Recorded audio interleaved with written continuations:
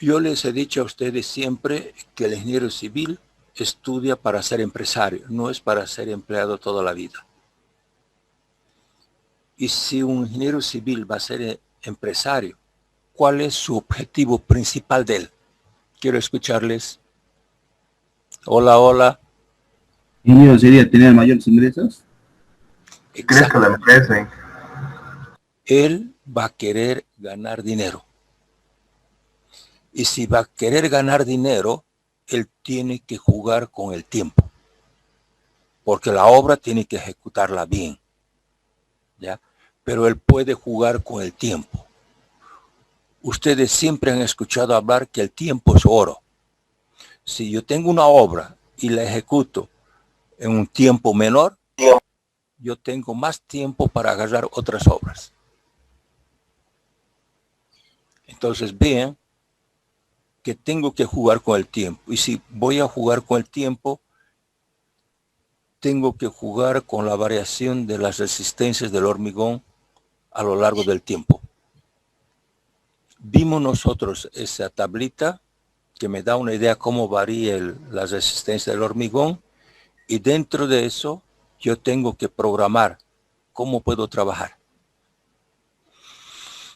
A nosotros nos falta dos especialidades. Una que se llama construcción civil.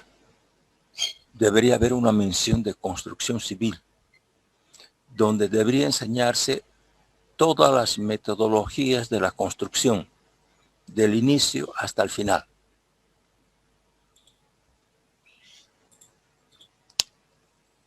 Esa mención debería agarrar los planos que le envían para la obra, estudiarlos, analizarlos por un ingeniero con mucha experiencia, competente, y él tiene que hacer una planificación cómo va a ejecutar la obra para que sea en el menor tiempo, no tener problemas y terminarla lo más rápido que pueda. Para eso él tiene que estudiar paso por paso cada plano, analizarlo, planificar cómo va a ejecutar cada uno de sus planos, quién primero, quién después, cómo, en qué tiempo, quiénes trabajan en cada etapa, qué maquinaria en cada etapa, cuánto tiempo.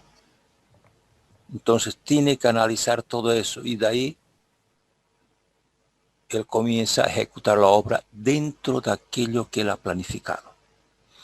En el análisis que él ha hecho, tiene alguna cosa que puede mejorar la obra y él también mejorar en ejecución de tiempo, en mejorar la ejecución, él se comunica con el supervisor, el fiscal, y ellos también se comunican con quien ha hecho el diseño final para planificar ese cambio, esa modificación, porque hay responsables y esos responsables no se los pueden cambiar.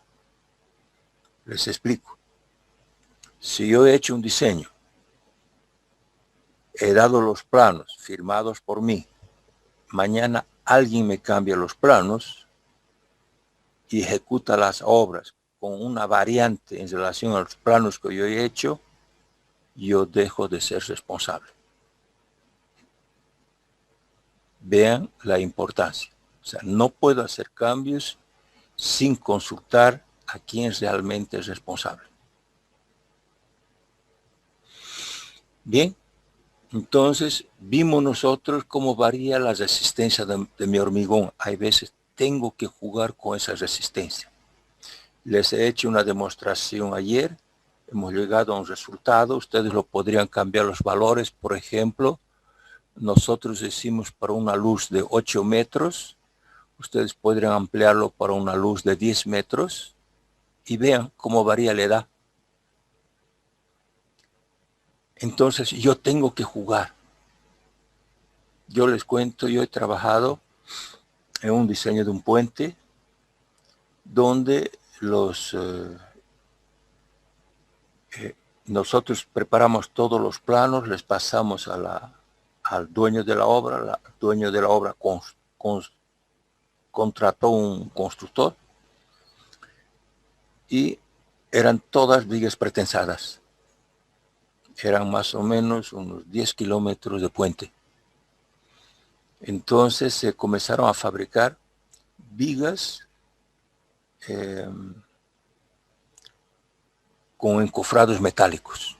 Entonces tenía necesidad de retirar ese encofrado lo más rápido que yo podía para poder hormigonar otras vigas. Se planificó que yo debería retirar los encofrados a los 3 días de edad. Ahora ustedes tienen que comenzar a pensar cómo, qué puedo hacer. Se analizó desde el punto de vista de que a los 3 días de edad ese hormigón ya tenía una resistencia. Yo tenía una flecha y yo podría agarrar y aplicar una carga externa, comprimiendo esa pieza. Una carga de pretensado inicial solo para resistir el desencofrado. A ver si les puedo explicar. Miremos, digamos que yo tengo una viga aquí.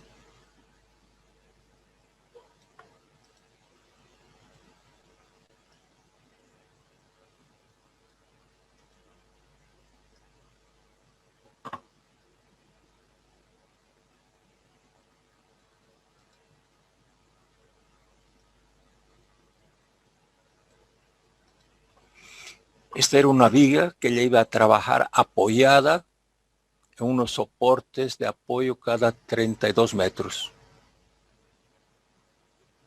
Y ella trabajaba bien apoyada. Entonces, en el proyecto original, ella tenía un montón de cables de pretensado en varias posiciones para comprimir esta pieza. Ya dijimos nosotros que el hormigón trabaja muy bien cuando él está comprimido. Entonces, si artificialmente yo le doy algún tipo de compresión, esta mi pieza trabaja muy bien con su hormigón. Entonces, se imaginan ustedes si aquí yo iba a tener una flecha y si imaginemos que esta carga que le voy a dar esté en el medio de ella como un ejemplo. Le voy a aplicar una carga de compresión aquí. Le voy a aplicar una carga de compresión aquí.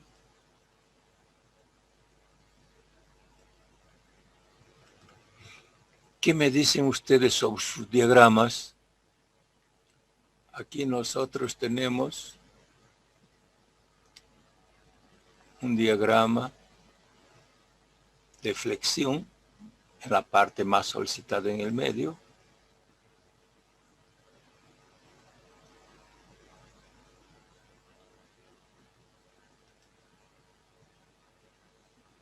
Tengo un diagrama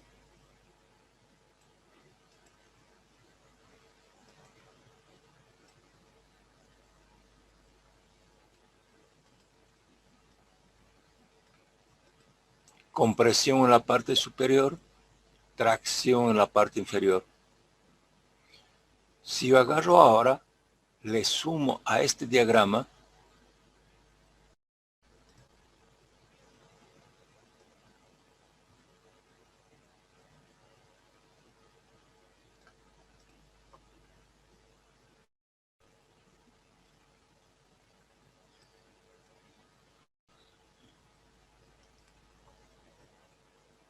un esfuerzo de compresión axial, entonces voy a tener alguna cosa así.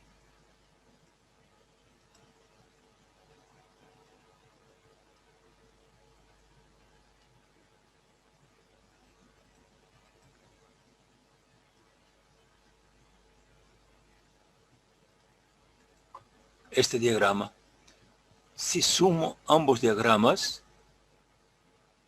ya, voy a tener un diagrama resultante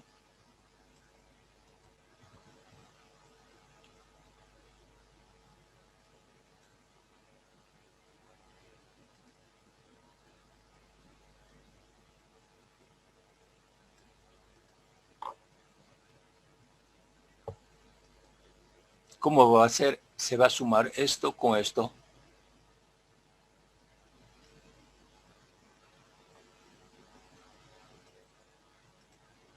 Y aquí se va a sumar esto con esto. Aquí, como yo les he dibujado, yo tengo un pedacito de tracción.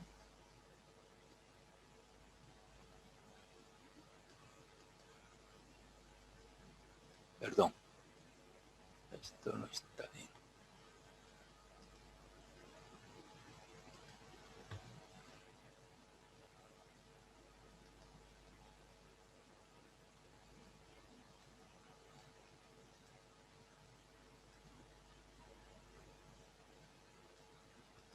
Yo tendría esto.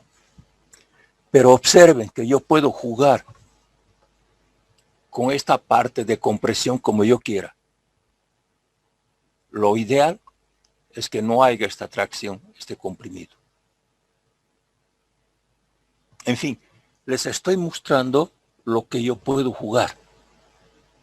Entonces, ustedes piensen, si yo tengo una viga y se la comprime esa viga, ¿la deformación aumenta o disminuye?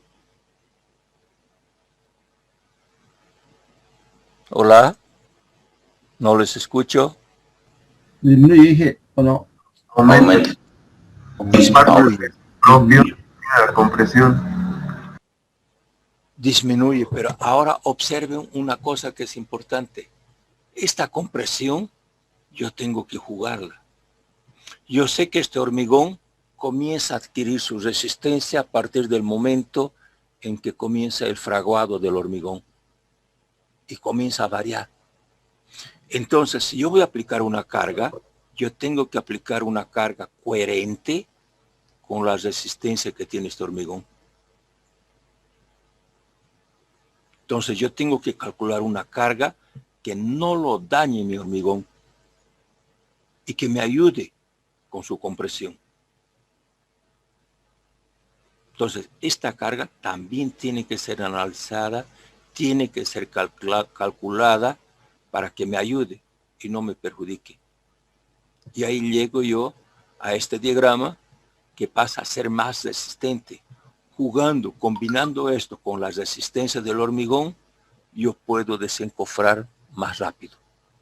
En el caso del ejemplo que yo les hablaba, se usó, además de un hormigón, un cemento de alta resistencia, se usaron aditivos químicos para aumentar la resistencia de forma más rápida. Entonces se aumentó la resistencia. Entonces me permitió a los 3 días yo agarrar, colocar esta mi viga en sus apoyos, aquí, apoyada, y que ella pueda soportar su carga de peso propio, con más estas cargas que fueron aplicadas. Entonces se consiguió retirar los encofrados y puntales a los 3 días.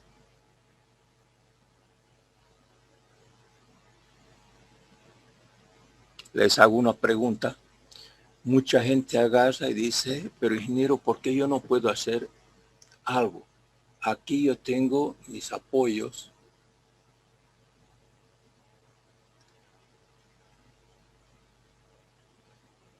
Aquí yo tengo mis apoyos.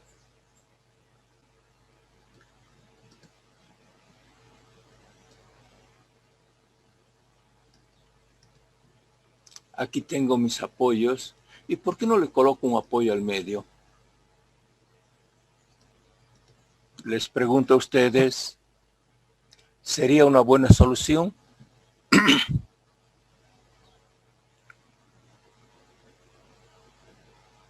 Hola, hola, quiero escucharles. No, ingeniero. Haciendo una estructura hiperestática, aumentando los apoyos. Pero ojo, he hormigonado he hormigonado sin este apoyo. Y después, cuando quiero desencofrar, le voy a poner un apoyo.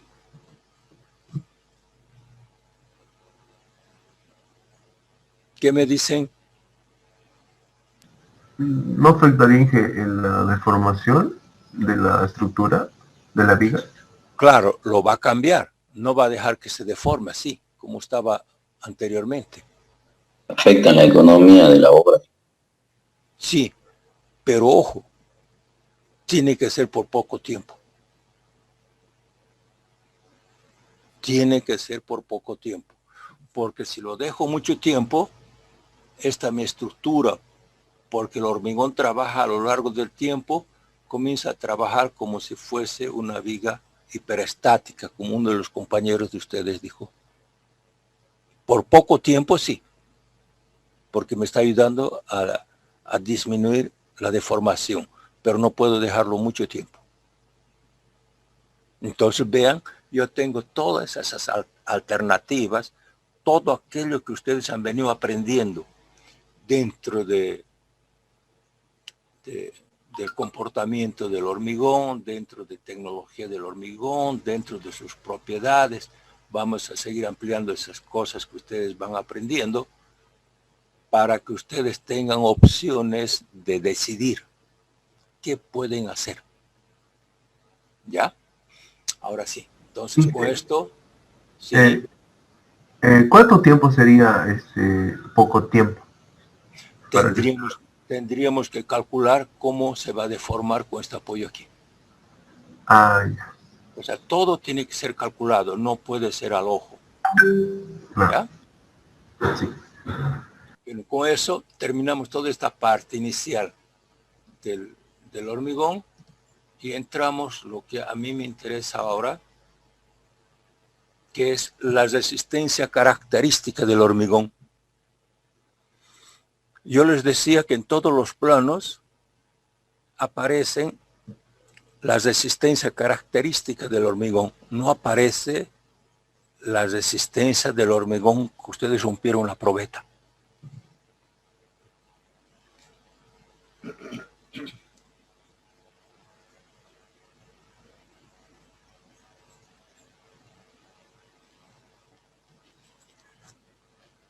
Les dictaré aquí un pedacito sobre la resistencia característica del hormigón.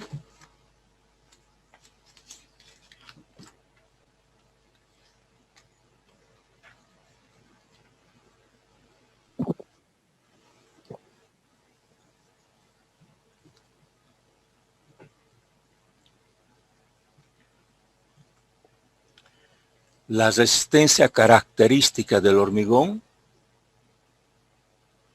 es una resistencia definida por las normas.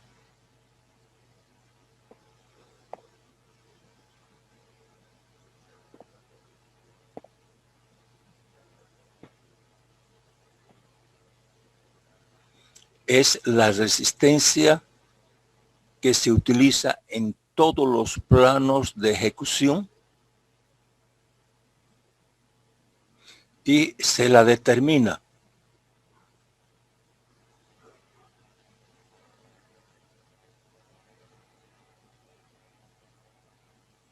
por el estudio de un control estadístico.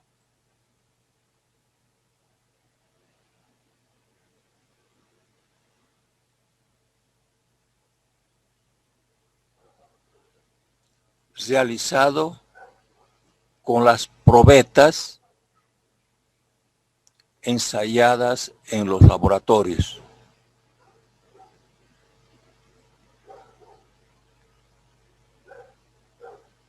De acuerdo a las normas de cada país.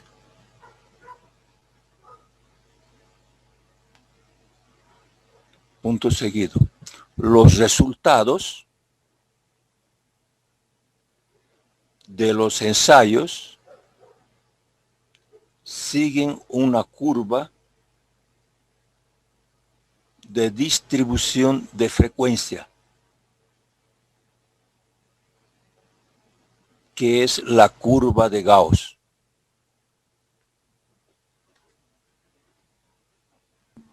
¿Puede volver a repetir, Inge, esa parte?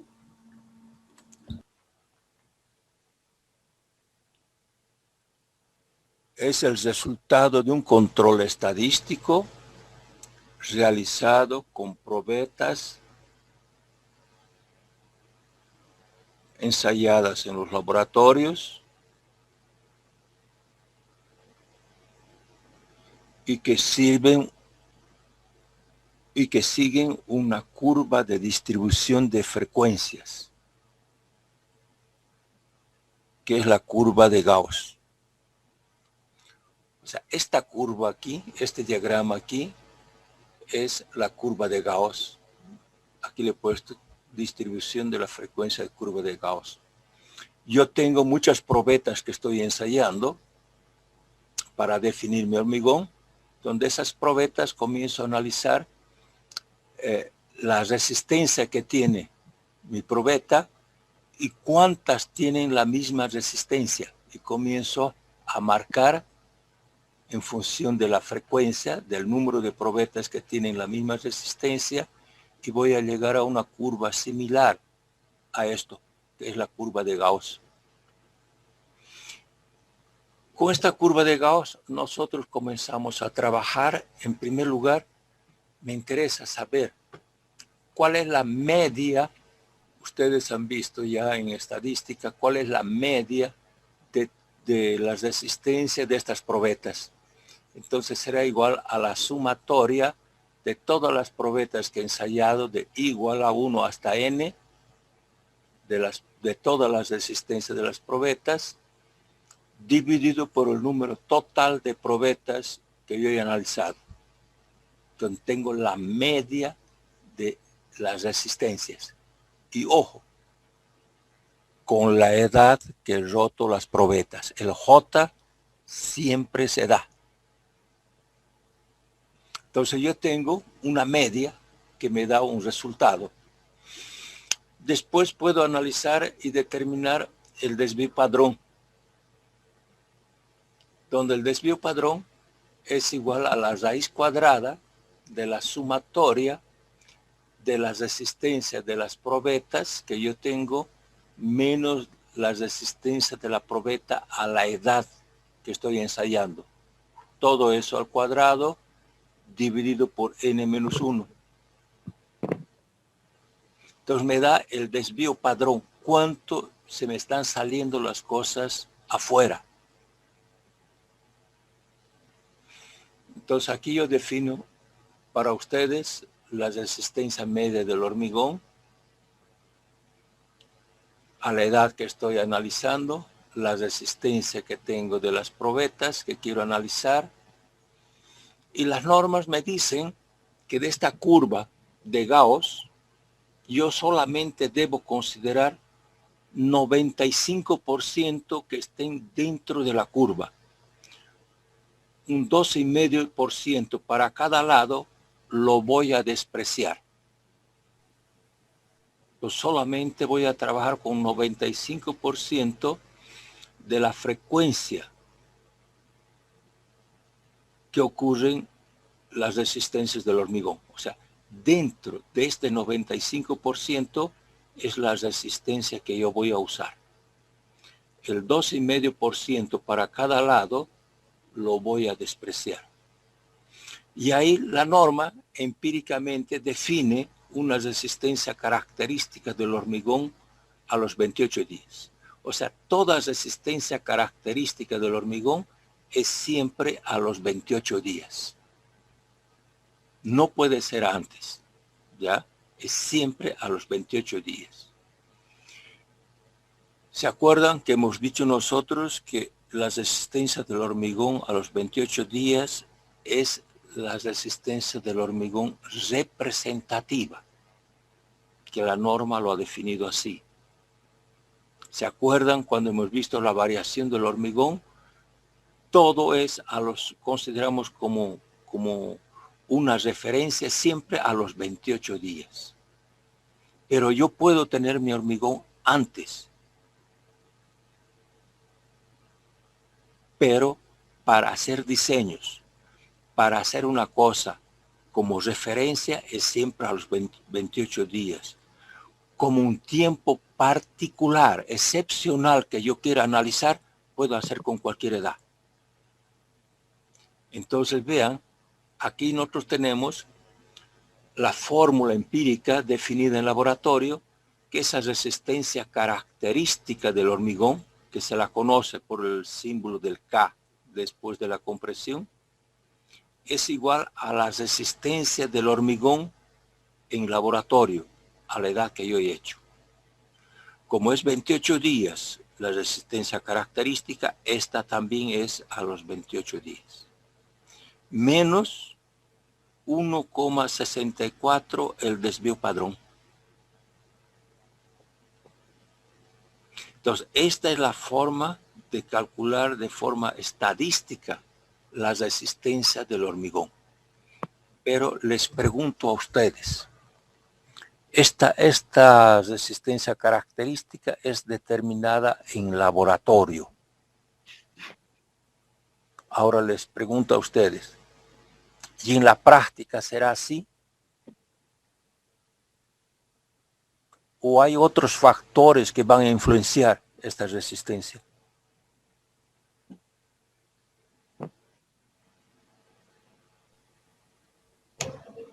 Hay factores que influencian en la resistencia. Cierto. Mire, les doy un ejemplo. Yo voy a hacer una obra aquí en la ciudad. Entonces, es una obra importante. ¿Qué voy a hacer? Voy a tratar de contratar los mejores trabajadores que aparezcan en el mercado. Comenzando por los ingenieros, comenzando por los técnicos, maestros albañiles, auxiliares, media cuchara, peones. Los mejores que yo tenga. ¿Por qué? Porque quiero hacer la mejor obra. Ahora les voy a dar otro ejemplo. Voy a hacer una obra similar en el campo, en la punta del cerro. Voy a analizar y ver qué puedo hacer. ¿Mano de obra calificada tengo? No tengo. Voy a llevar a algunos de aquí de la ciudad para allá, porque la mayor parte no va a querer ir. Y a los otros los voy a convencer pagándoles un extra para que ellos vayan. Algún otro tipo de ayuda también. Pero el resto de la mano de obra lo voy a tener que usar del lugar. ¿Y esa mano de obra será buena? Mala. Muchos nunca han visto ni lo que es un hormigón. Entonces yo les pregunto, esa comparación entre esas dos obras en la ciudad y en el campo, ¿va a tener la misma calidad? No, ¿Verdad No que no? dije. ¿Ya? Entonces, si no tiene la misma calidad, la resistencia de mi hormigón no va a ser el mismo. Entonces, ¿qué hacemos? Lo que se ha hecho es, también la norma lo reglamenta, de acuerdo al control de obra que yo tengo, donde voy a ejecutar. Si tengo una obra ideal, tengo un desvío padrón pequeño. Si tengo una obra con deficiencias, tengo un desvío patrón grande. Les voy a dictar un pedacito.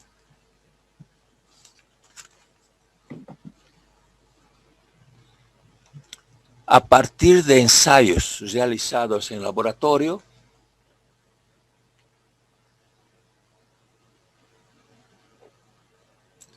y acompañamiento a centenas de obras,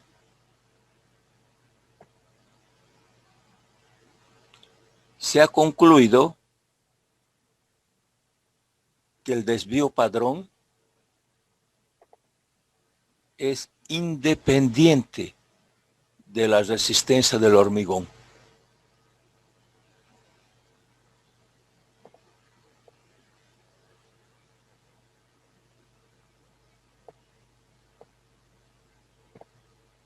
donde influye primordialmente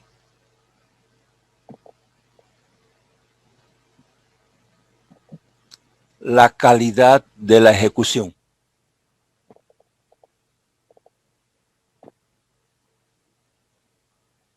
Que varía entre 25 y 70 kilogramos por centímetro cuadrado. Entonces, vamos a ver, yo les doy ahí 4 incisos. ¿Cómo? ¿Entre cuánto varía, disculpe? Entre 25 y 70 kilogramos por centímetro cuadrado. Entonces, yo les he dado aquí 4 incisos. El inciso A, B, C, D. Esta es cada una de las obras, cómo sería su desvío padrón de acuerdo al control de calidad. Entonces, el inciso A les voy a dictar. El inciso A corresponde a una obra ejecutada con una fiscalización rigurosa. Un personal muy bien escogido.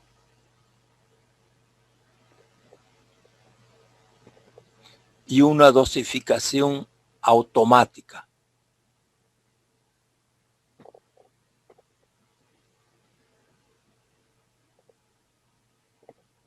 Todo lo programado se cumple fielmente.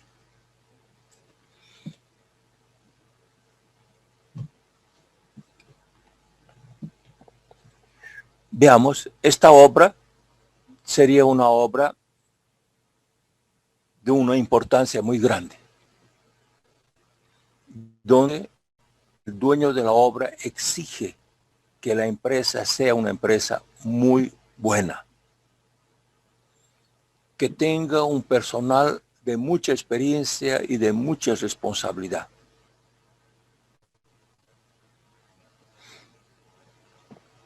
Toda la dosificación del hormigón que ustedes hicieron, el hombre no debe meter la mano. Tiene que ser automático.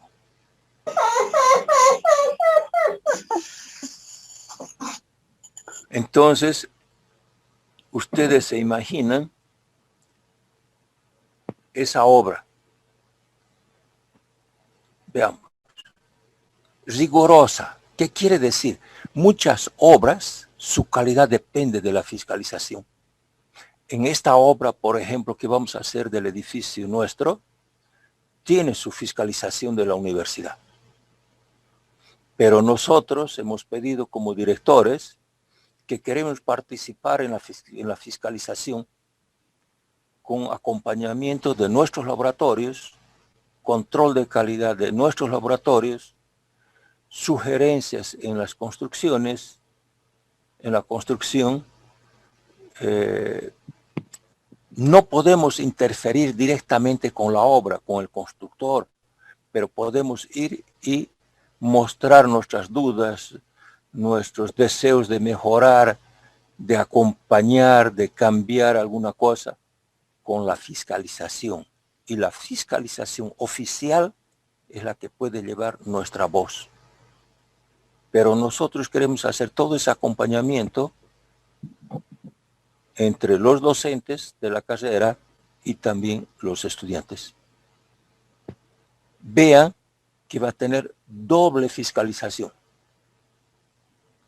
La fiscalización normal que tiene y va a tener la fiscalización extraordinaria de nosotros.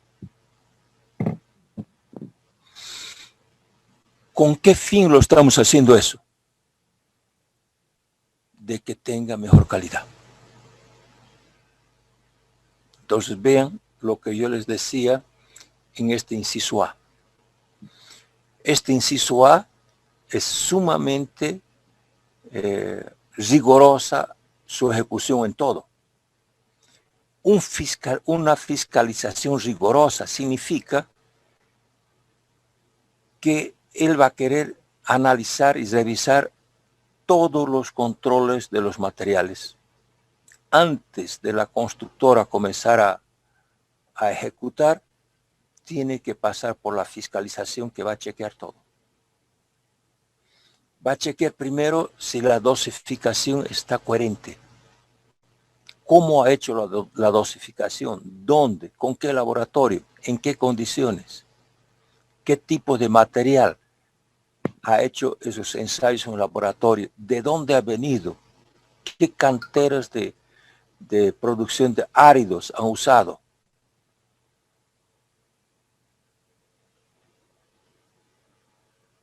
La calidad del cemento lo van a alzar. Y después va a querer que nadie meta la mano. O sea, va a programar en máquinas automáticas donde va a entrar la cantidad de cemento, cuántos volúmenes de cemento, cuántos volúmenes de arena, cuántos volúmenes de grava, qué cantidad de agua. Nadie puede meter la mano. O sea, lo que se ha estudiado, lo que se ha analizado, lo que se ha definido, se cumple fielmente. Y la fiscalización es muy, muy rigurosa. Cualquier cosita que no esté en orden, lo va a rechazar. Entonces, esa obra tiene todo para ser realmente de buena calidad. Entonces, su desvío patrón, lo que se va a salir fuera de aquello que nosotros estamos trabajando, es pequeño. Entonces, su valor es 25 kilogramos por centímetro cuadrado. Si yo entro con este valor, en esa fórmula empírica para determinar la resistencia, yo voy a determinar cuál es la resistencia característica. El segundo caso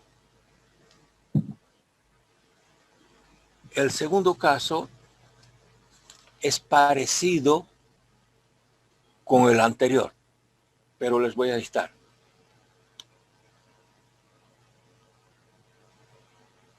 Debe tener una buena fiscalización.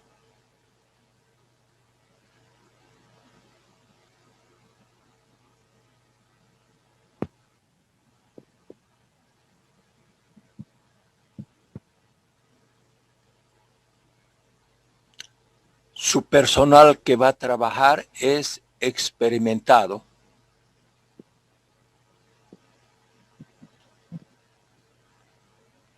Y su dosificación es mecanizada.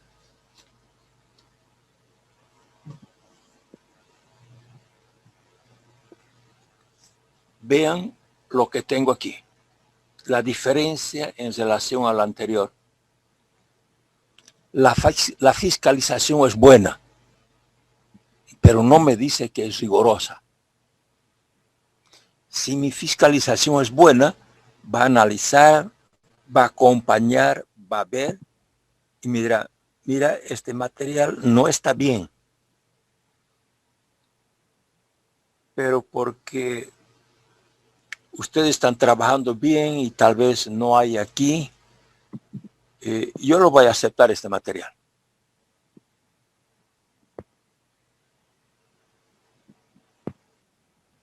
La rigurosa lo hubiese rechazado.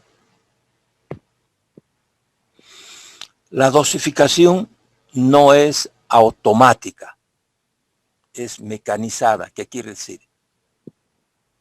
Indirectamente el comando de las máquinas depende del hombre.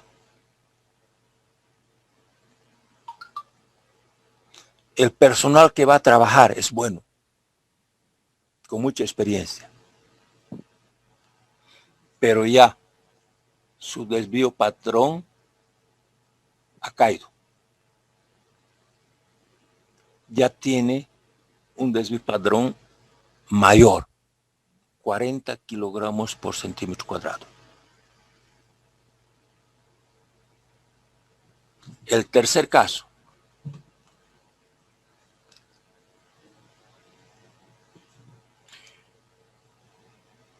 Tiene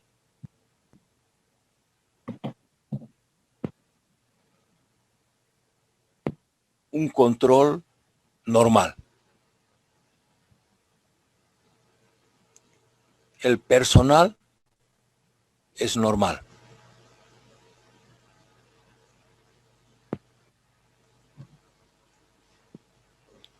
¿Qué me está queriendo decir? Me está queriendo decir que yo no tengo una fiscalización buena. Es una fiscalización que exige que se haga lo mejor, pero también me da condiciones de que yo haga lo mejor que pueda. No es rigurosa, no es buena, es normal. Y su personal técnico de trabajo también es normal. No es un personal bueno, no es un personal con mucha experiencia, no, es normal. Aquí yo estoy usando la mezcladora.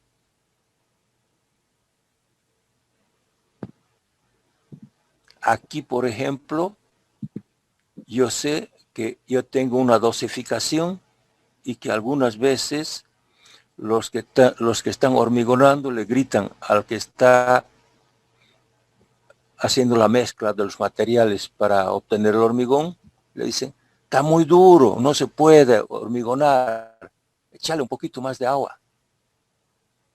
Y el otro le echa un poquito más de agua.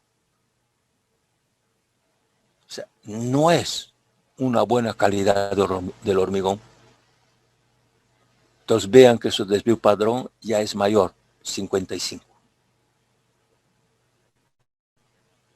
El inciso D tiene un escaso control.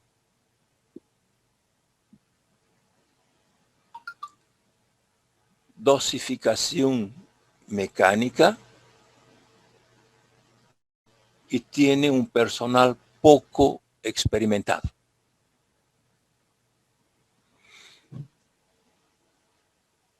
Me gustaría preguntarles a ustedes dónde esas obras se ejecutan y cómo.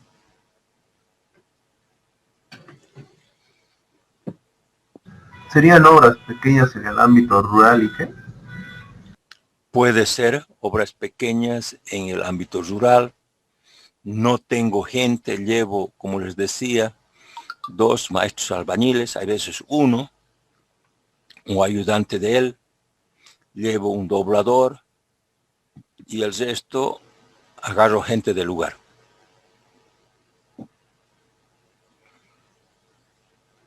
Mi fiscalización, ¿cómo es?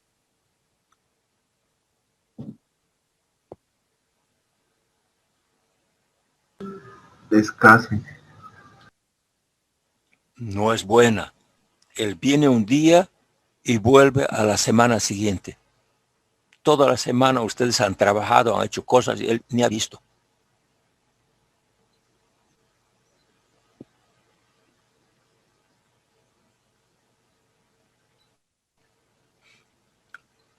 Ese hormigón, con seguridad, no va a ser de buena calidad. Entonces vean ustedes el desvío padrón, es alto, 70.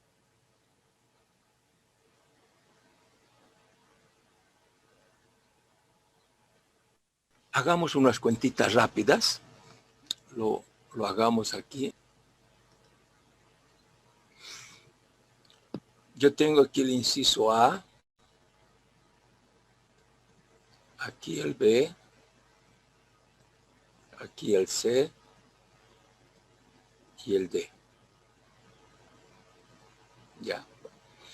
Ustedes han visto que la fórmula es 1,64 menos, perdón, ¿está bien? ¿Está bien mi fórmula? Hola. No lo escucho. Es la resistencia de J menos 1,64 desvío. Correcto. Ya, entonces FCK. Le vamos a escribir la fórmula aquí. Es igual a FCJ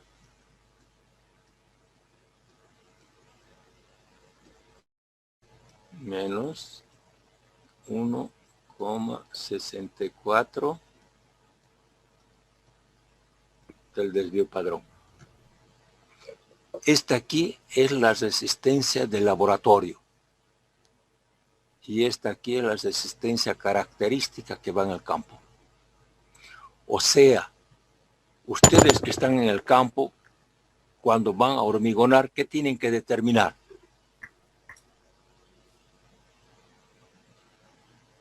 El FCK o el FCJ que me dé este FCK. FCJ. El FCJ. Entonces, si yo les pregunto aquí, mi FCJ para un padrón, un desvío, digamos que yo tengo un FCK, nos vamos a imaginar aquí, yo tengo un FCK que está en mis planos de 250 kilogramos por centímetro cuadrado.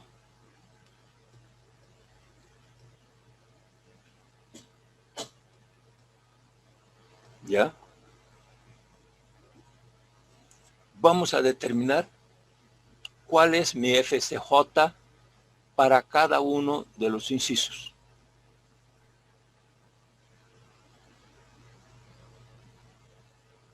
Mi FCJ va a ser igual a mi FCK sumado este valor, ¿verdad? Todo esto se va para el otro lado.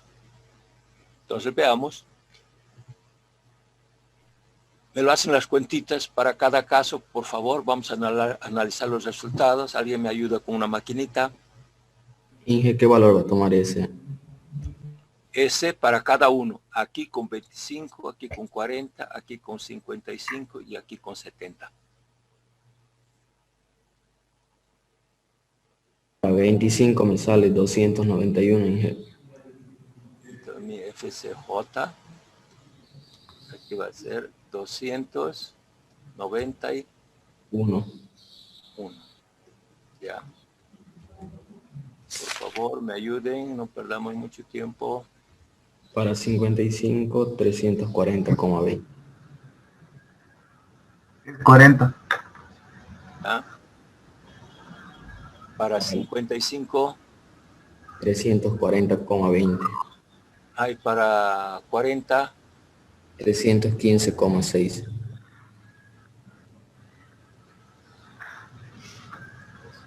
Y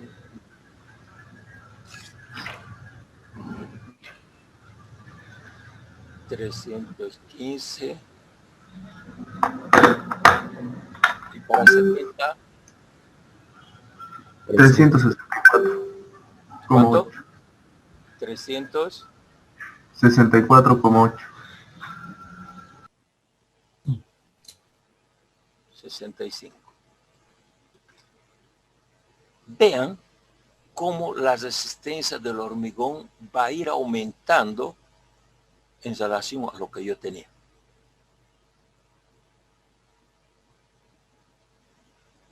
En la realidad yo tengo que dosificar mis piezas para el control riguroso, lo mejor que hay, con 2,91. Para los otros va aumentando. O sea, yo tengo que compensar esta deficiencia que tengo en la obra aumentando la resistencia del hormigón. Esa es la orientación de la norma. Ahora, ustedes, cuando están en la obra, tienen que analizar y decir, ¿qué vale más para mí? ¿Aumentar la calidad del personal, la maquinaria que voy a usar? ¿O aumentar el gasto en el hormigón? Porque aquí también, esto es un gasto. Esto es un gasto. Estoy poniendo más cemento, más gravo, en fin, estoy dosificando para llegar a estas resistencias, pero que en el fondo, en el cálculo es esta. Hola, hola. Quiero escucharles.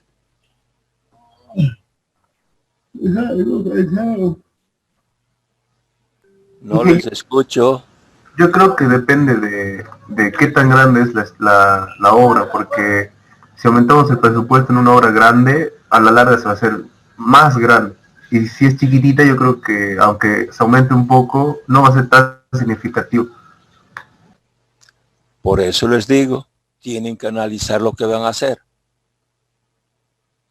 Si es una obra chiquitita, por ejemplo, no tiene sentido que traigan una maquinaria de lejos.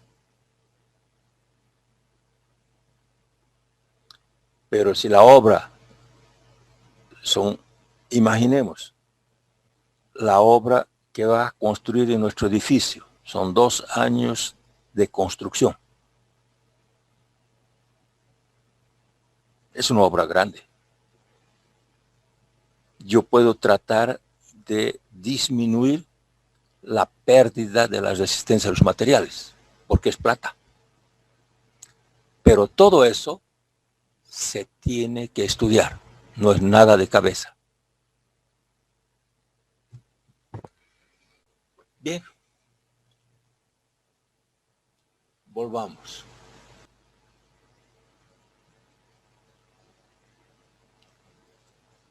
Cargas de larga duración. Ustedes han hecho un ensayo en el laboratorio prácticamente con cargas instantáneas. ¿Qué quieren decir? Han comenzado a cargar las probetas y en 1 minuto prácticamente la probeta estaba rota. Entonces han obtenido una resistencia del hormigón con cargas instantáneas. Y yo les pregunto, ¿en la realidad es así? ¿Así funciona una estructura?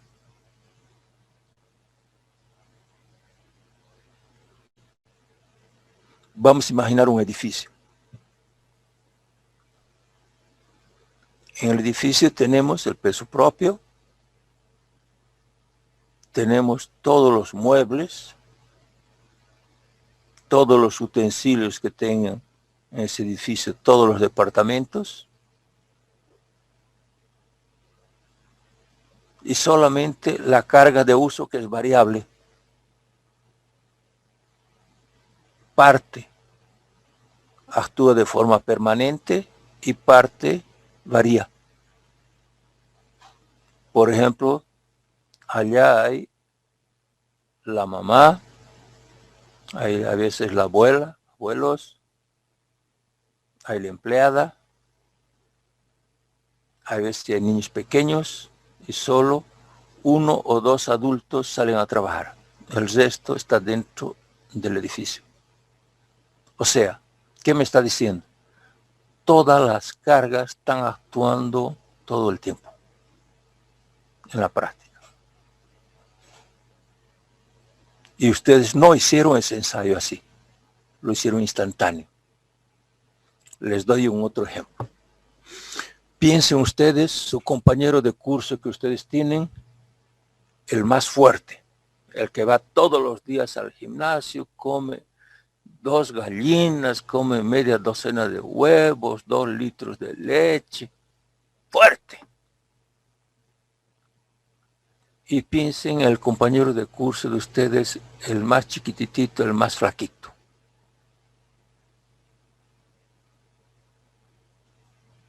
Ahora, ¿qué voy a hacer? Lo voy a colocar ese compañero de curso, el chiquitito, encima de los hombros de su compañero, del grande, fuerte. Él va a saltar de alegría, va a pasear por aquí, va a pasear por allá. Feliz de la vida. Juega con él por ser chiquititito y lo puede subir en sus hombros. Pero si lo dejo una semana entera, de día y de noche, ¿será que aguanta? No, Inge, se va, quebra su clavícula el pobre. Así es. Igualito es la carga en la estructura. exactamente igualito es la carga en la estructura. Entonces, esa carga que ustedes han determinado es carga instantánea. Entonces, en el diseño, nosotros debemos considerar cargas de larga duración. ¿Y quien lo ha analizado ha sido Ritz, un alemán? Y hace las recomendaciones, y le voy a dictar a ustedes en este pedacito aquí de cargas de larga duración, les dicto. Se ha verificado a través de los estudios realizados por Ritz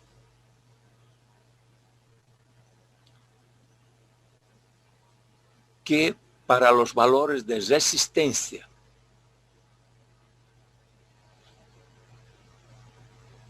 determinados en los ensayos de las probetas, entre paréntesis, que son de corta duración, cerramos paréntesis,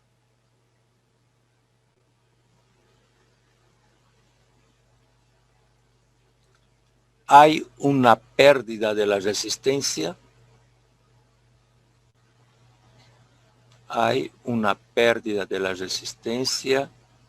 del hormigón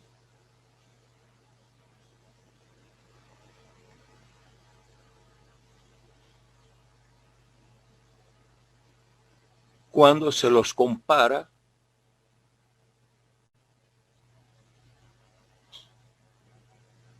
con ensayos de cargas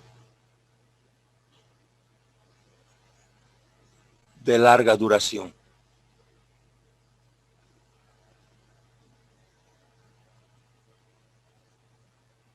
De un 15%.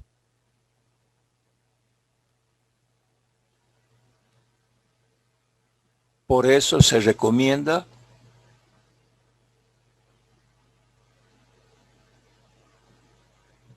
reducir la resistencia característica del hormigón. O sea, aquí en las cargas de larga duración, en las cargas que vamos a usar en el diseño, yo debo reducir esa resistencia en un 15%. O sea, mi FCK debo multiplicar por 0,85.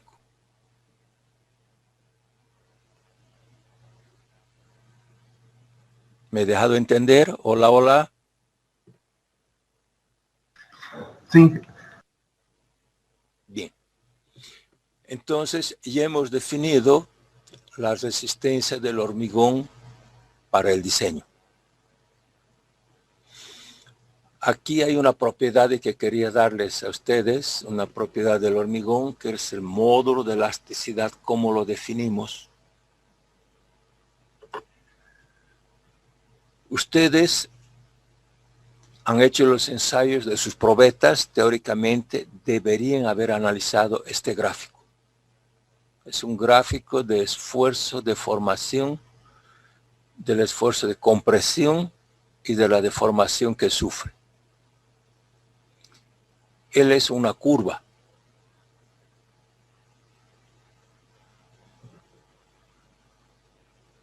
Y en cada punto que nos interesa determinar su módulo de elasticidad, nosotros trazamos una tangente a esa curva. Son 3 puntos que nos interesan prácticamente. En el origen, en el punto secante, que lo definimos como 40% de la resistencia de la ruptura, y hay veces un punto M que lo usamos solamente como referencia. Pero todos los módulos de elasticidad son tangentes del ángulo phi. Siempre son tangentes. Entonces, por definición, el módulo de elasticidad tangente es igual a la derivada del esfuerzo de compresión dividido por la derivada de la deformación que está sufriendo y en el punto donde queremos analizar. Entonces, inicialmente podemos tener aquí un punto M, que está aquí, podemos tener en el origen o podemos tener en el punto secante. También tenemos los valores empíricos que nosotros hemos visto, que utilizamos en la práctica y que ha definido en los laboratorios, el que hemos usado anteriormente en la anterior clase, en kilogramos por centímetro cuadrado, y también puede estar en megapascales. Les dictaré un pedacito.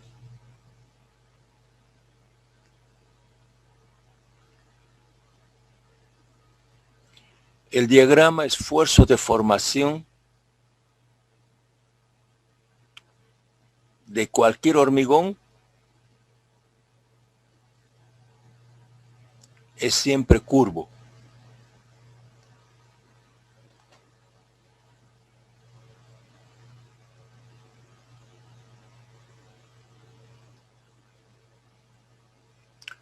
Por definición,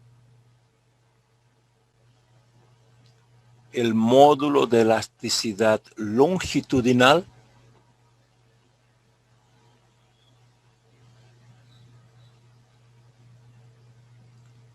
es la derivada de la curva esfuerzo de formación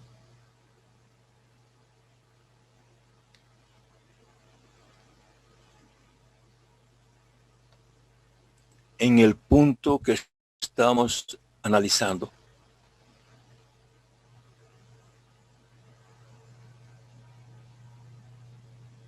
Entre los varios puntos importantes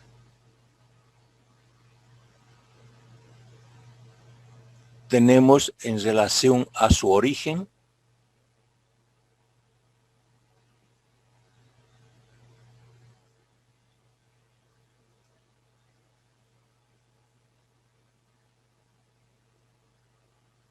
en el punto secante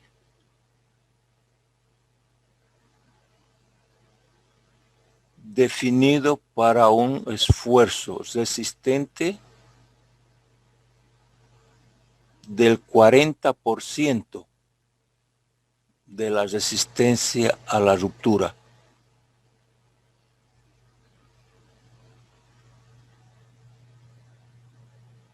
Bien. Entonces tenemos mi punto en el origen, yo hago la tangente en este punto de origen. Yo les decía a ustedes, esta tangente en la práctica se confunde con el propio ángulo, que sería el módulo de elasticidad, porque estos valores son muy pequeños. Entonces tenemos por definición la derivada del esfuerzo de compresión en el origen, aquí, sobre la derivada de la deformación. Tenemos su valor práctico usado en laboratorio y tenemos en el punto secante. El punto secante, ustedes han visto por el gráfico que tenemos esfuerzo de formación. Aquí mi ángulo es mayor. Conforme voy subiendo la curva, este ángulo va disminuyendo. En cada punto aquí va disminuyendo, va disminuyendo. Entonces, ¿qué tenemos?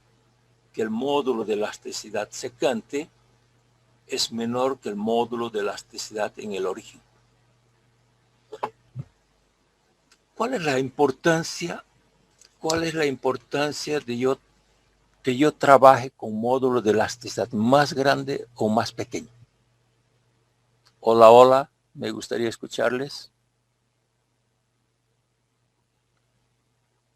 La deformación que va a tener la estructura en G. La deformación que va a tener la estructura. Ustedes ven que si yo trabajo con un hormigón rico, ese módulo de elasticidad debe ser grande. Si trabajo con un hormigón más pobre, ese módulo de elasticidad es menor.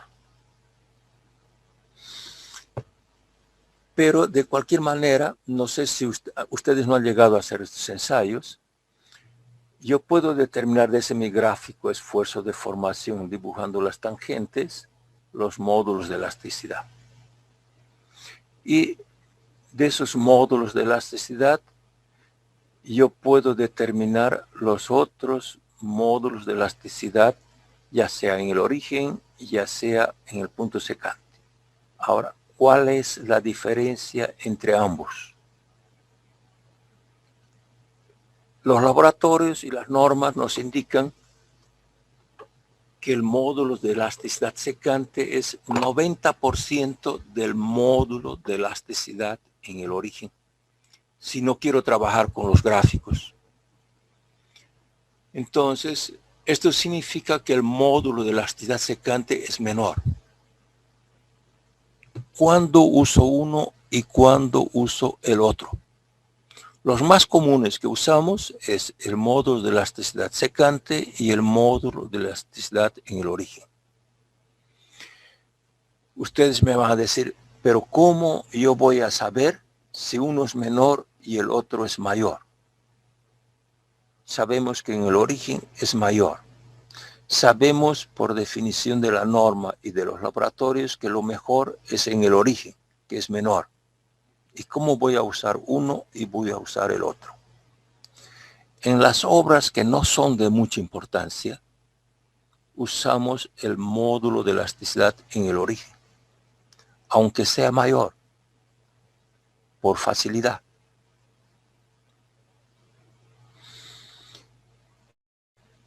Me dirán, pero ¿cómo voy a usar un módulo de elasticidad mayor? Con eso voy a determinar una deformación que va a ser menor. ¿No estaría contra mi seguridad? Sí, es verdad. Estarían ustedes un poco contra su seguridad. Pero los coeficientes de seguridad que yo uso, tanto para los materiales como para las cargas, ellos cubren con mucha holgura esa pequeña diferencia. Entonces, no estoy arriesgando mi estructura. Entonces, puedo trabajar con el módulo de elasticidad en el origen para las obras que no son muy importantes. Pero ya cuando la obra es bien importante y voy a usar, por ejemplo, hormigón pretensado, yo tengo que utilizar el módulo de elasticidad secante, el correcto, el más correcto.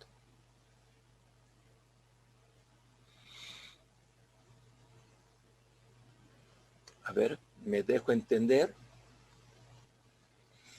Les distaré un poquitito sobre el módulo de elasticidad secante.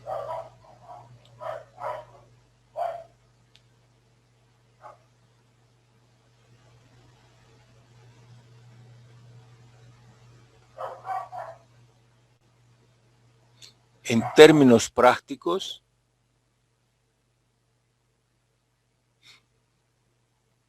el módulo de elasticidad secante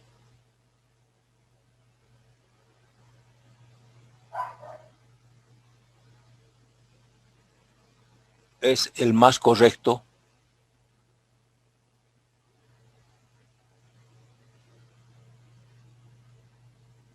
para las obras de mayor importancia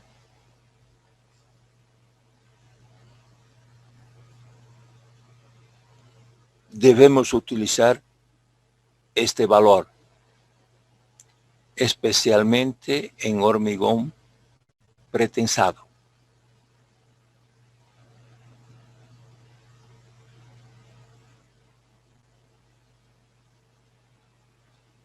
Las normas recomiendan que este valor sea determinado reduciendo el valor del módulo longitudinal en el origen, reduciéndolo en un 10%.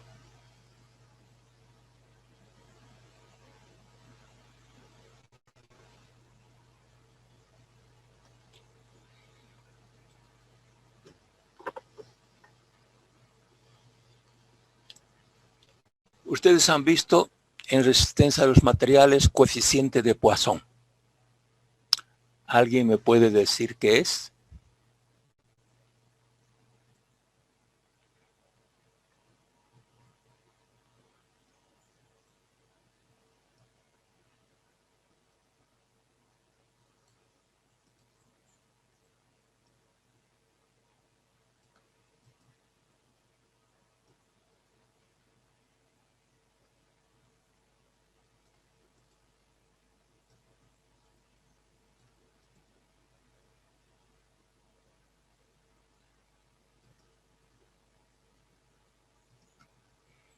Imaginemos que voy a aplicar en esta mi pieza una fuerza de compresión y otra fuerza de compresión. ¿Qué va? Perdón. Aquí está mal.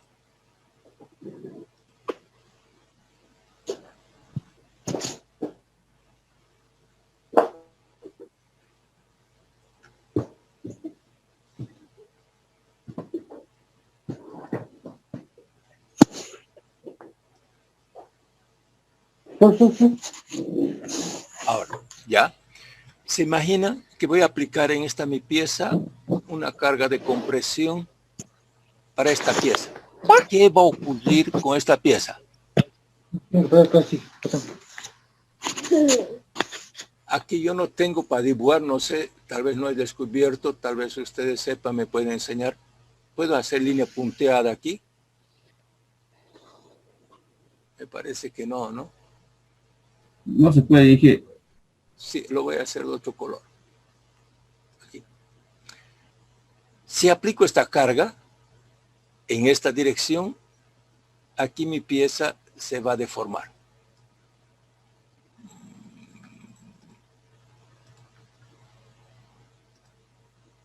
Aquí mi pieza se va a deformar. Y aquí también se va a deformar. O sea, en la dirección donde estoy aplicando la carga, va a disminuir su dimensión. ¿Y qué va a ocurrir con mi pieza? Se va a ensanchar. Hola. Se va a ensanchar. Entonces ella va a venir aquí.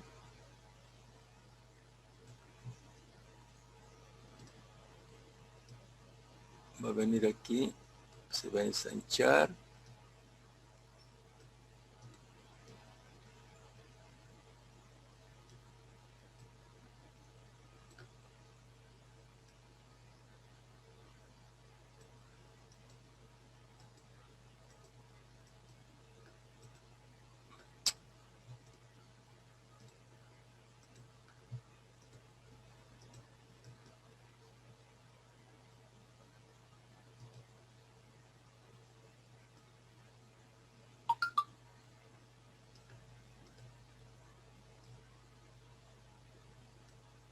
De aquí. Entonces, donde he aplicado mi carga, se reduce su dimensión, pero en la otra dirección va a aumentar. ¿Qué me está diciendo eso? Que voy a tener deformaciones en esta dirección y voy a tener deformaciones en esta otra dirección. El coeficiente de Poisson nada más es que la relación de las deformaciones que mi pieza tiene en la dirección transversal en relación a las deformaciones longitudinales. Entonces el coeficiente de Poisson es la relación entre las deformaciones transversales sobre las deformaciones longitudinales. Les dicto ese pedacito.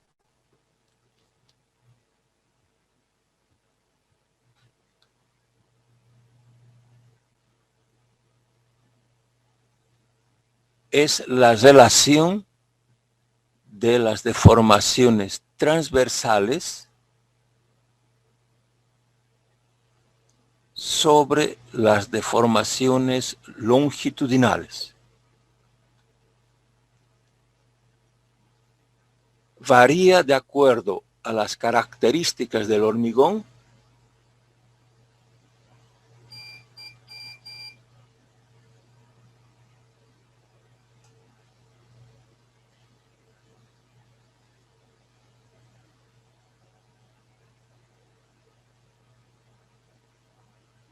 especialmente de su resistencia. Así tenemos 0,15 para un hormigón de 110 kilogramos por centímetro cuadrado,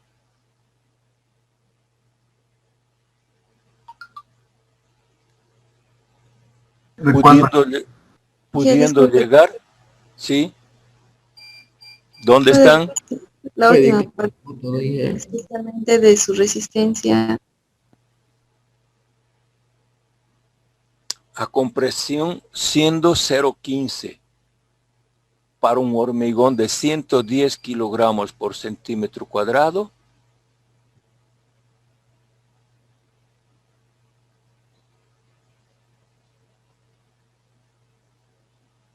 pudiendo llegar a 0,25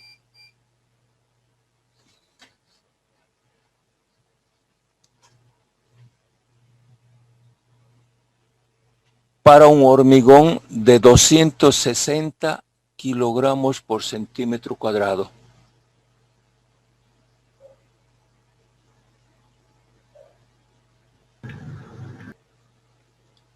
En la práctica,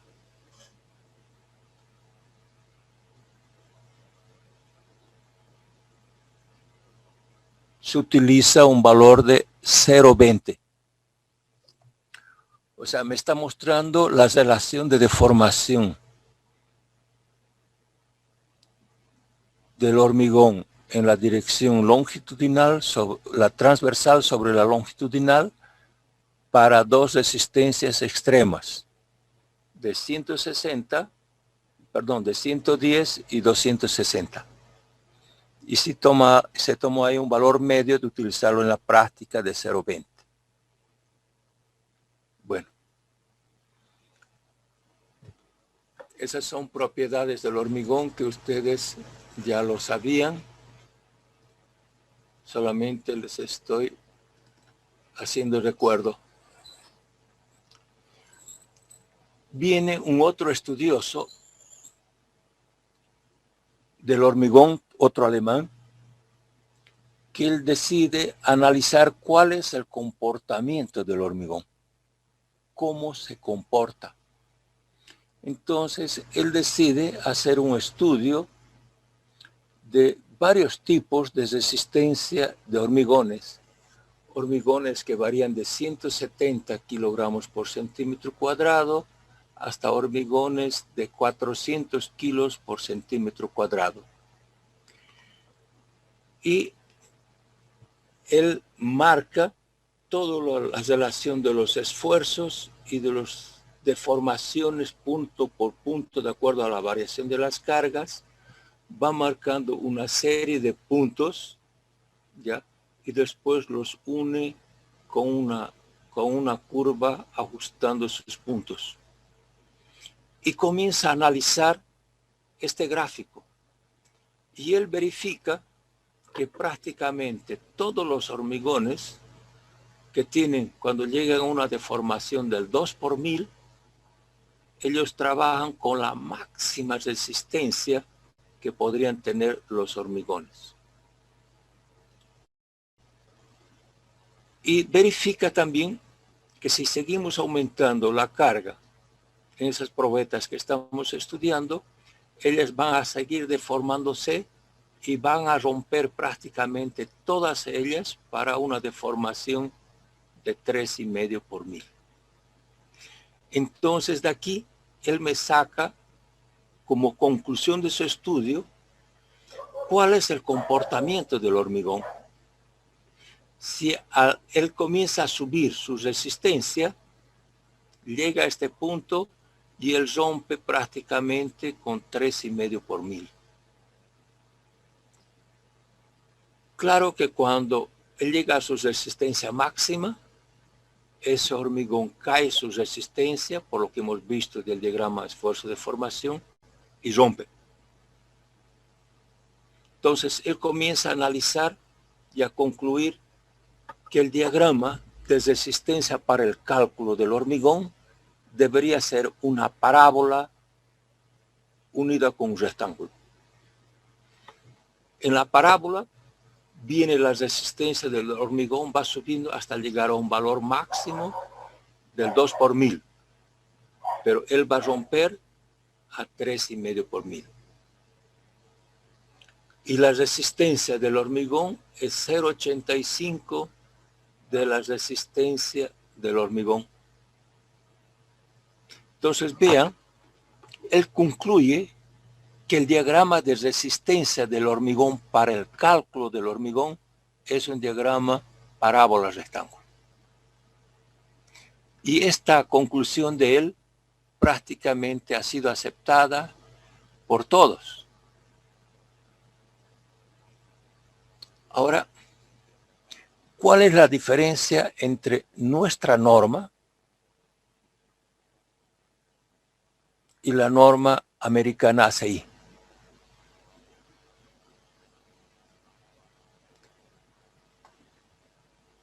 Nuestra norma trabaja en el diseño con su diagrama parábola de segundo grado y una parte rectangular. Y la norma ACI trabaja con un diagrama rectangular. O sea, nuestra norma, que sigue la orientación alemana, ella trabaja con su base teórica en función de lo que realmente se está obteniendo sus resultados finales. En cambio, la norma americana, de cientos y miles de ensayos que ha hecho, dibuja una curva, la simplifica, usa un coeficiente de seguridad y tiene el valor de diseño. O sea, la diferencia entre ambas normas es que la una tiene una base teórica y la otra solamente por resultados de laboratorio. Entonces vean que hasta aquí hemos definido algo que es sumamente importante en relación al hormigón. Pero les pregunto a ustedes, ¿qué hormigón? Un hormigón solicitado a cargas de compresión. Entonces, el diagrama que hemos definido aquí es mi diagrama de resistencia del hormigón a compresión.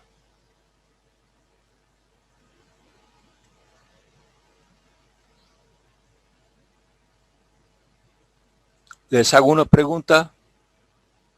¿Y qué me pueden decir ustedes en relación a la tracción del hormigón? Me parece que no han hecho ustedes los ensayos en laboratorio por esta pandemia, pero también el hormigón tiene su resistencia a tracción, aunque pequeño, pero tiene su resistencia a tracción.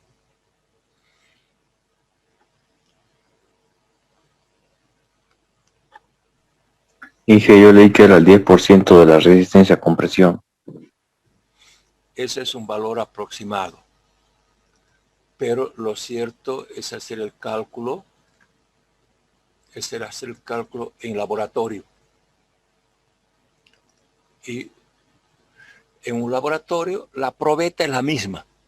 Imaginemos aquí.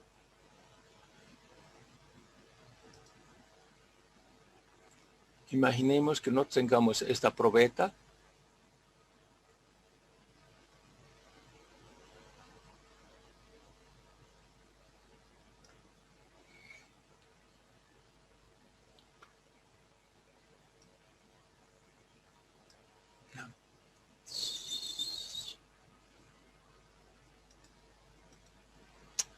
Se ha ido.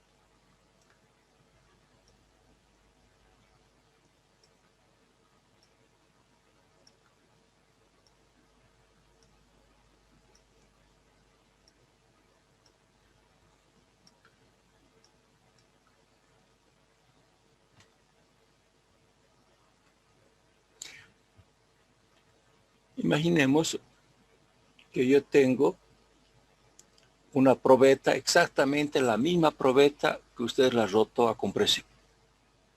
Solo que ahora esa probeta la voy a poner en la prensa echada y le voy a poner una placa. Le voy a poner una placa en la parte superior y una placa en la parte inferior.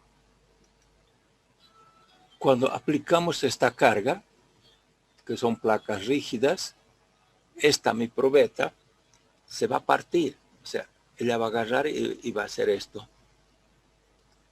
Se va a partir surgiendo dos cargas, dos solicitaciones.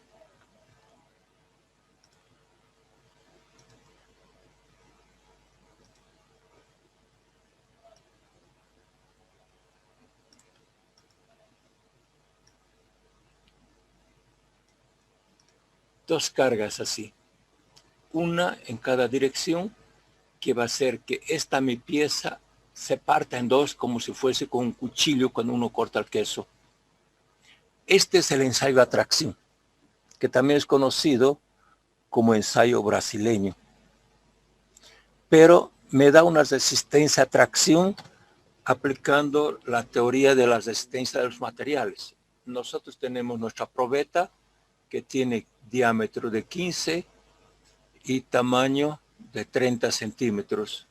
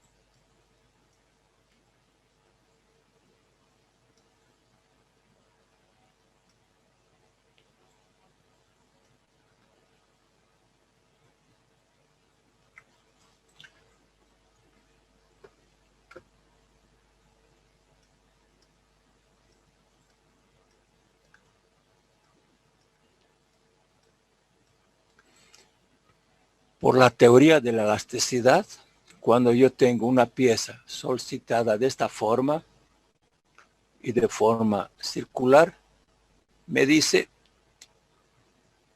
que el esfuerzo, que este esfuerzo de tracción que yo tengo aquí,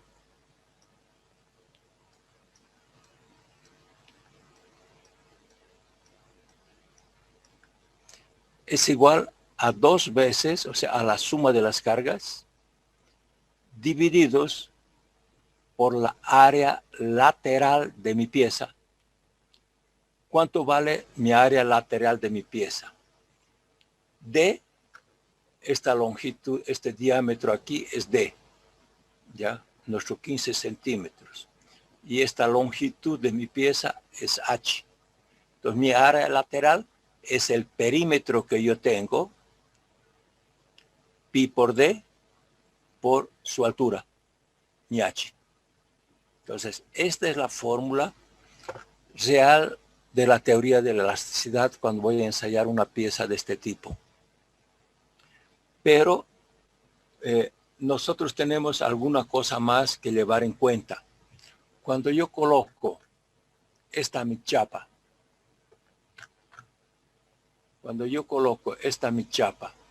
sobre una pieza curva, existen los extremos de esta chapa que no están en contacto con la pieza. Entonces hay que hacer unas correcciones en los resultados de esta fórmula. Porque si fuese aquí alguna cosa media cuadrada, que toda esta chapa se pudiese apoyar bien en esa parte cuadrada, no habría problema. Pero no es así. Va a haber partes donde esta chapa que es recta no va a haber contacto con la parte curva. Entonces tenemos que corregir. Entonces, ¿qué hace? La norma me lo corrige y me lo trabaja algébricamente. Y me dice que la resistencia a tracción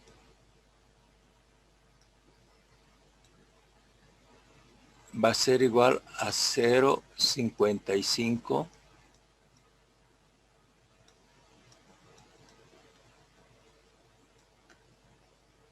del valor de F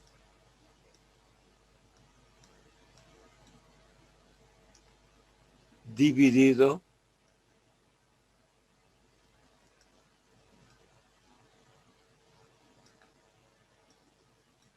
por DH.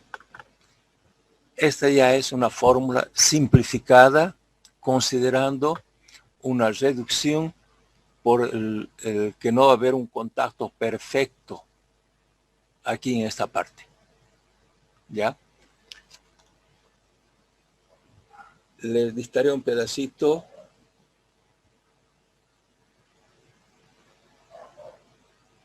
El esfuerzo de tracción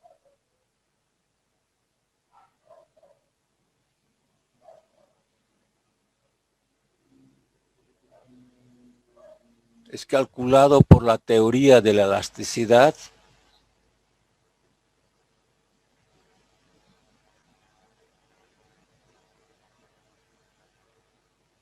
y para compensar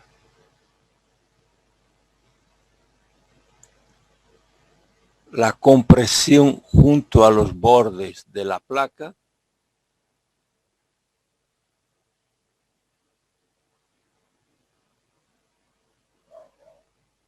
se utiliza un coeficiente de corrección y la fórmula final queda de la siguiente manera. Es la que les he dado aquí.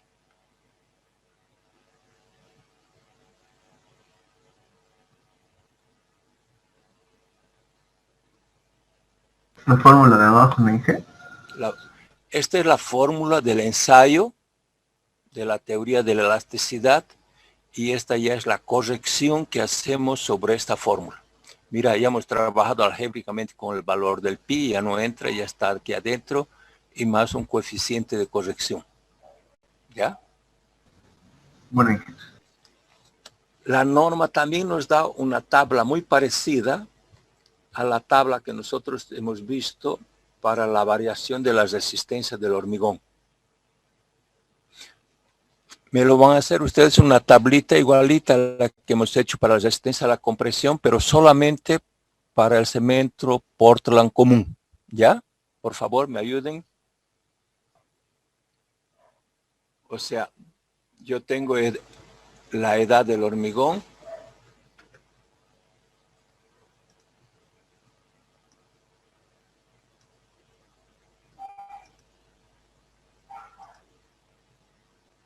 ¿la tabla de resistencia característica en G o cuál?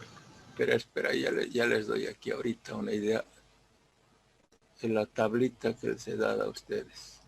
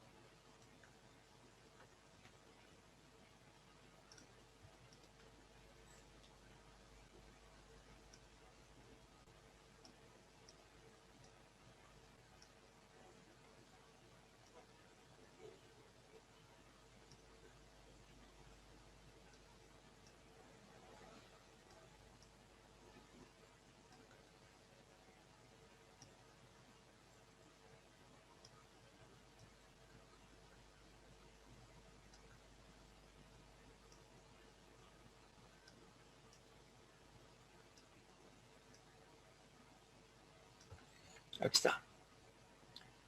Edad del hormigón en días, que es esta línea. Y aquí tengo cemento Portland común. Aquí les voy a listar los valores para cada uno con su edad. Ya me lo han hecho la tablita. Dije, Edad del hormigón en días. Cemento Portland común. Aquí.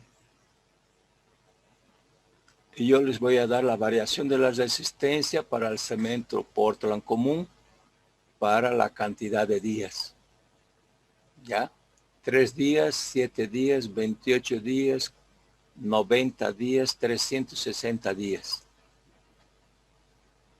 ¿Ya?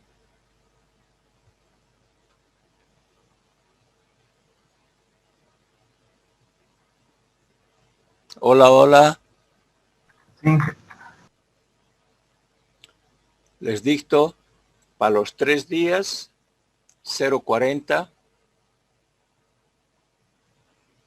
para los 7 días 0.70,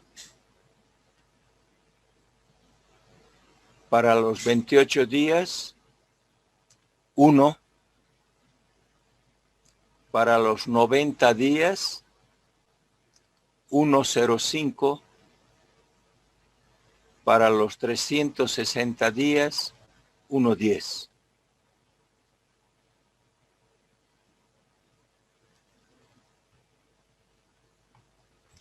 Vean que la... ¿Cómo? ¿Para repetir? Sí, Hola, hola. Ya. Para los 3 días 0.40, para los 7 días 0.70, para los 28 días 1, para los 90 días 1.05, para los 360 1.10.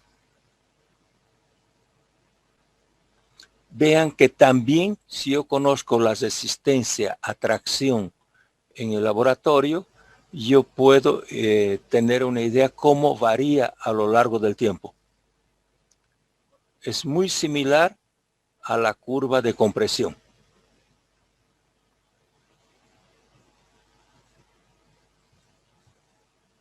Veamos.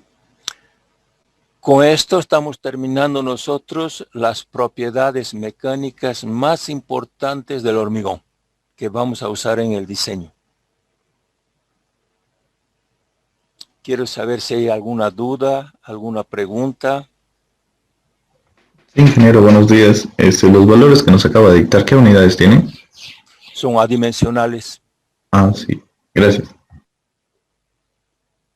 Y que la resistencia a tracción, entonces, cuanto más tiempo, o sea, a compresión aumenta bastante la resistencia, en cambio en tracción aumenta poco, ¿no? Por eso, es que la resistencia a tracción es muy baja. Un compañero de ustedes ya ha dado un valor, el 10% de la resistencia a compresión. Yo prefiero no dar esos valores, prefiero entrar y calcular. Entonces, son valores más exactos que puedo determinar en el laboratorio. Determinando la fuerza, conozco el diámetro, conozco la altura de la probeta, tengo la resistencia a tracción. Veamos. Quiero ver dudas, preguntas. En la próxima clase yo debo entrar en características geológicas del hormigón, o sea, cómo el hormigón se comporta a lo largo del tiempo. Bueno, Vean que aquí hemos definido hoy día algo muy importante que siempre lo vamos a usar, que es cómo el hormigón se comporta y cómo se puede adoptar su diagrama de resistencia en el diseño. Un diagrama parábola rectángulo. Bueno, nos quedaremos por aquí. Se cuidan, por favor. Y cualquier cosita estamos en contacto.